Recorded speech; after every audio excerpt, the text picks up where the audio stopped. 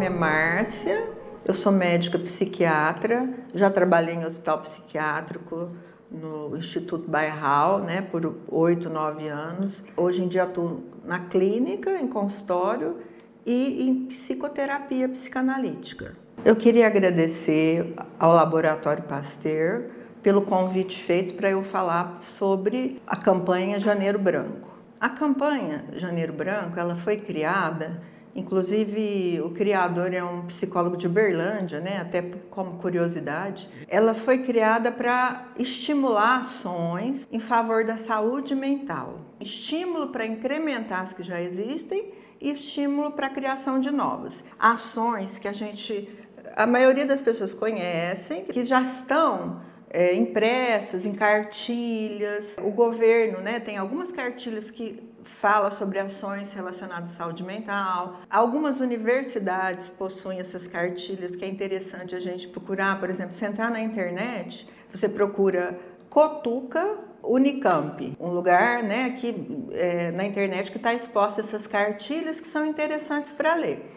E elas falam, por exemplo, coisas que a gente já sabe, mas que sempre é bom reforçar em relação à prevenção de saúde mental. Fala da importância do exercício físico, porque o exercício físico, ele melhora o bem-estar, né? No próprio dia que você faz, você já percebe a melhora do bem-estar, da sensação de energia, de diminuição do cansaço, porque liberam substâncias que são os neurotransmissores, tipo serotonina, endorfinas, dopamina, que atuam no sistema nervoso central, que estão ligadas à sensação de bem-estar. A alimentação saudável, né, que todo mundo já sabe que é necessário, é procurar relacionamentos saudáveis, mas relacionamentos saudáveis não dependem só do desejo da pessoa, né? A pessoa ter esse esclarecimento, essa noção racional, intelectual, de que precisa ter relacionamento saudável, é importante, ajuda, né?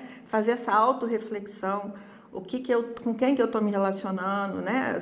Se está me ajudando, se está me trazendo coisas boas ou não. Isso depende um pouco do esforço voluntário, mas existem casos em que não dependem do esforço voluntário, que a pessoa teria que fazer um tratamento, uma terapia, para procurar as motivações, né? O que está por trás disso. Tem a pessoa que precisa tentar, com a repetição, elaborar o relacionamento com os pais, tentar resolver. Então, ela aceita o relacionamento abusivo, porque é como se fosse inconsciente, uma tentativa dela resolver o que não foi resolvido anteriormente. Por exemplo, tem pessoas que têm tanto medo de perdas que ela não quer perder nem lixo. Então, ela fica no relacionamento abusivo, no relacionamento tóxico. Então, essas dicas são importantes, mas a pessoa consegue realizá-las até um certo ponto, né? Na medida em que ela não conseguir, ela tem que procurar ajuda. Outra coisa muito importante em relação a essas dicas é manter um sono adequado. A gente sabe que um sono bem realizado libera substâncias boas, que são boas para a mente. O sono inadequado funciona como um veneno para o cérebro. Então, é importante, né, perseguir esse sono bom. E uma das coisas que a gente pode fazer, que está acessível para a população, é, por exemplo, na internet, na Netflix, existem séries para ajudar a dormir. Tipo técnicas de relaxamento, meditação guiada. Você pode procurar na internet, por exemplo, chama Guia para Dormir Melhor. São coisas que a pessoa tem um acesso fácil e que pode ajudar. Autocuidado espiritual, né, é um outro tipo de ação preventiva, porque ter fé, elevar essa espiritualidade ajuda no bem-estar. Procurar práticas que realmente promovam a paz interior e dão um sentido de propósito para a vida. Reservar tempo para hobbies, por exemplo, ouvir música, praticar esporte. É muito importante que a gente estimule criança, adolescente a praticar esporte. Na vida adulta, a gente já não tem mais grandes emoções, né?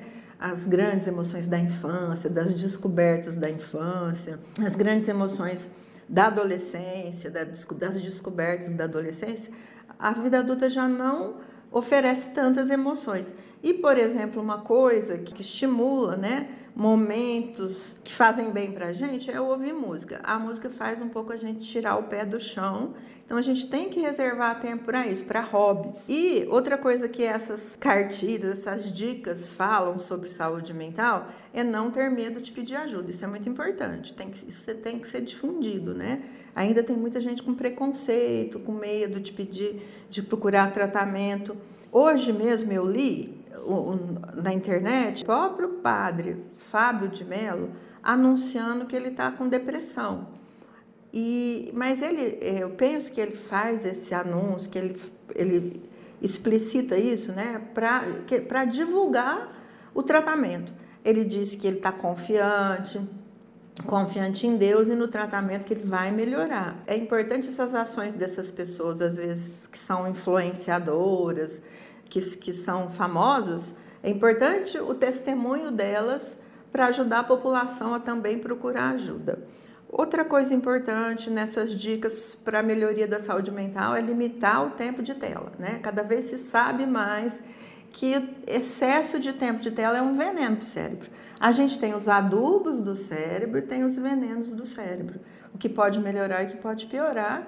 E cada vez está mais comprovado cientificamente que excesso de tela é um dos venenos atuais para o cérebro e funciona como uma dependência, assim, tem sido comparada à cocaína. Então, a gente tem que limitar e ajudar os nossos filhos, né, a limitarem também, ou não ter acesso tão cedo, como todo mundo já sabe. Essas ideias aqui, né, a gente, como eu já falei, tem esses aplicativos para dormir melhor, tem a cartilha Cotuca da Unicamp ou de outras universidades que falam sobre dicas para melhorar. Existe o canal Pode Falar, que é um canal virtual do governo, para adolescentes e jovens que estão em conflitos, que podem conversar nesse canal.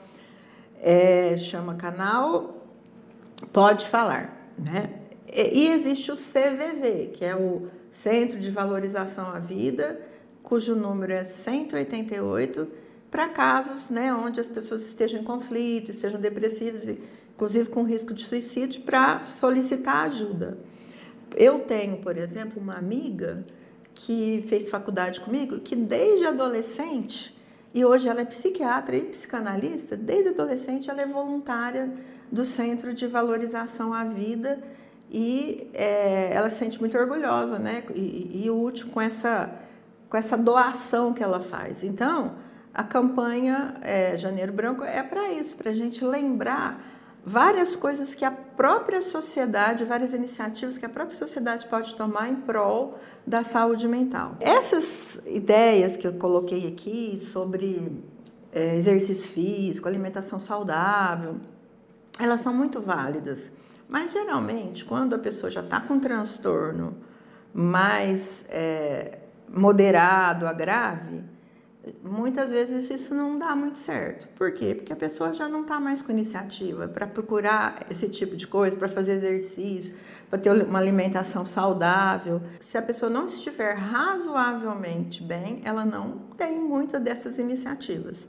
Por isso, o mais importante sempre é prevenir, né? É muito melhor prevenir do que remediar.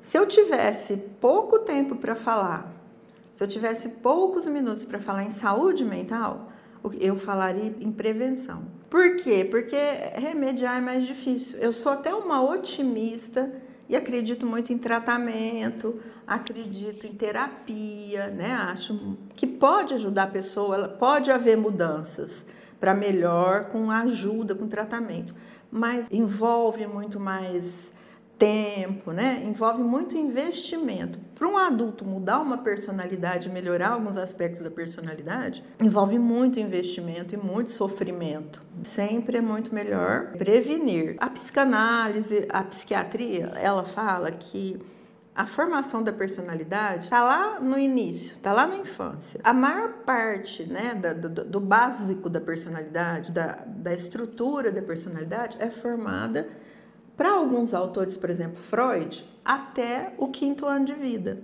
Depois, são poucas as transformações, existe uma lapidação, né? Uma melhora, uma piora, mas assim, o básico está formado na infância. Para algumas autoras, por exemplo, a Melanie Klein, que é outra autora de psicanálise, ela acha que é no primeiro ano de vida que acontecem as principais ações, principais fatos que vão definir a personalidade da pessoa.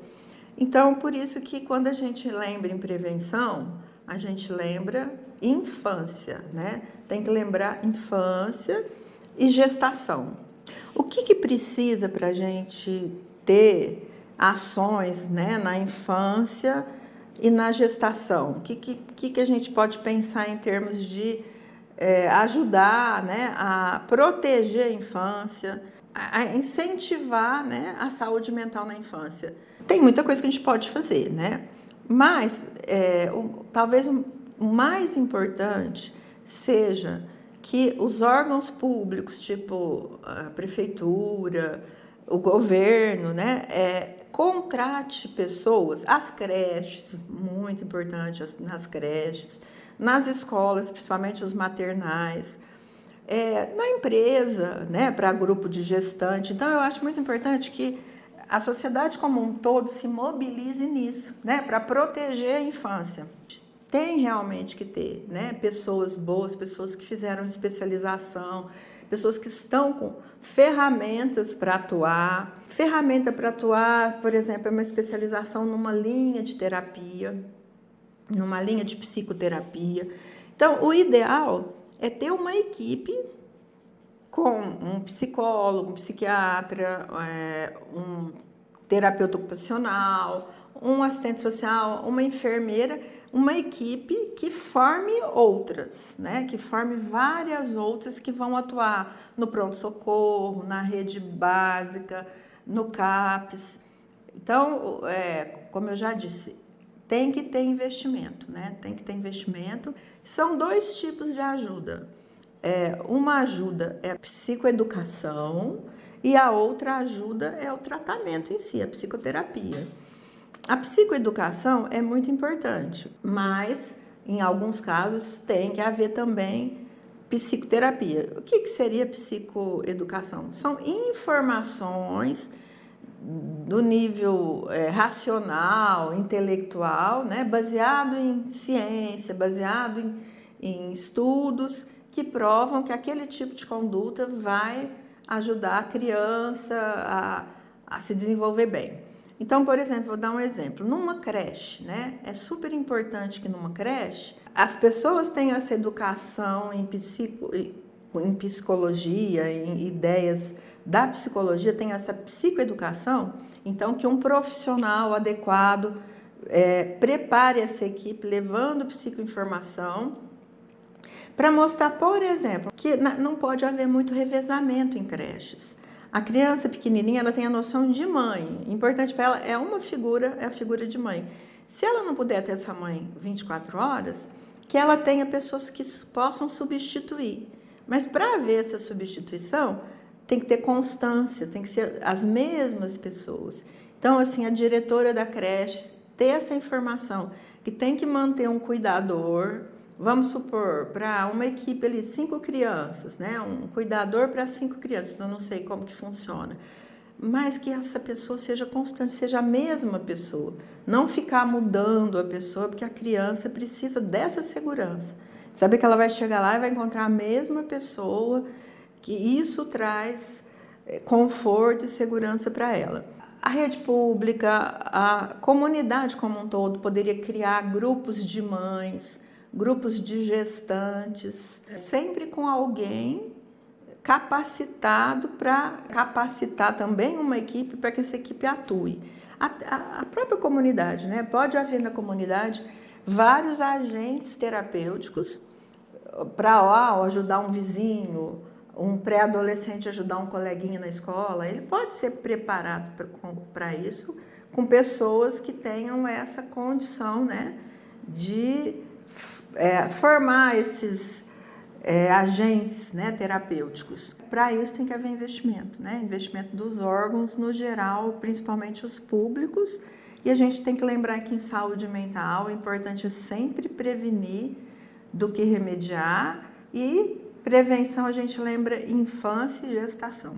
Uma coisa importante para se falar é que a criança, ela vive, o bebê, o nenenzinho, ela vive as emoções de uma forma, tudo que acontece com ela, de uma forma muito intensa. Então, tudo é novo, tudo causa medo.